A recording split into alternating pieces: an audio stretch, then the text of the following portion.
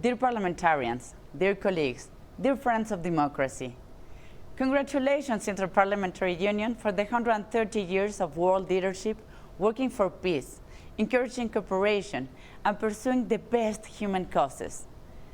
130 years ago, the IPU was founded as the first political organization in the world, a precursor to the League of Nations and the United Nations.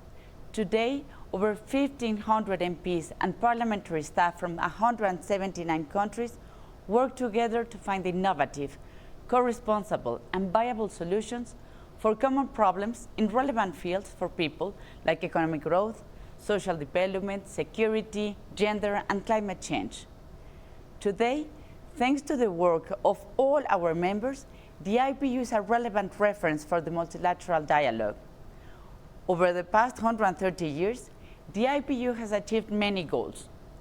Firstly, diplomacy is in the IPU's DNA. We have been bringing opposing sides around the table for the well-being of the people. At the beginning of the 20th century, the IPU helped organize the Hague Peace Conferences, which established the Permanent Court of Arbitration, which still functions today, as well as laying the ground for the International Criminal Court. The IPU also played a crucial role in promoting talks between East and West during the Cold War, and more recently, when we facilitated the first bilateral meeting between parliamentarians from North and South Korea in 2018.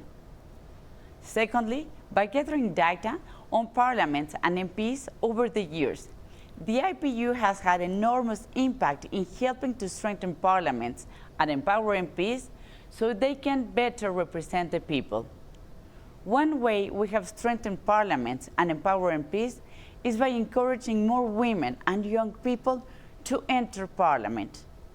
IPU data shows that worldwide, about 24% of parliamentarians are now women, up from around 17% 10 years ago.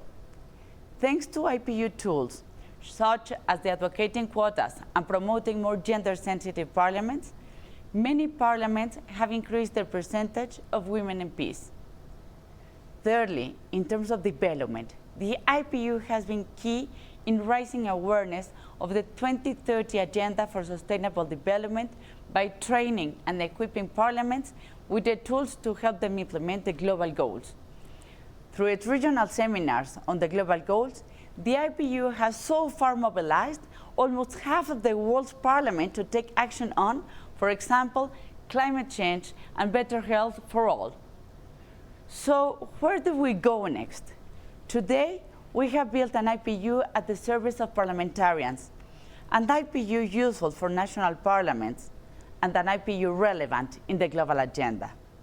However, we still need to continue to face many challenges in 2019 as a global parliamentary community, particularly in an era when multilateralism, democracy, and human rights are being threatened.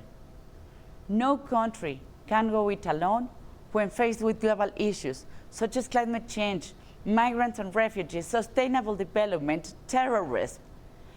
I am convinced that when parliaments work in the interest of all the people they represent on both global and local issues, democracy is strengthened.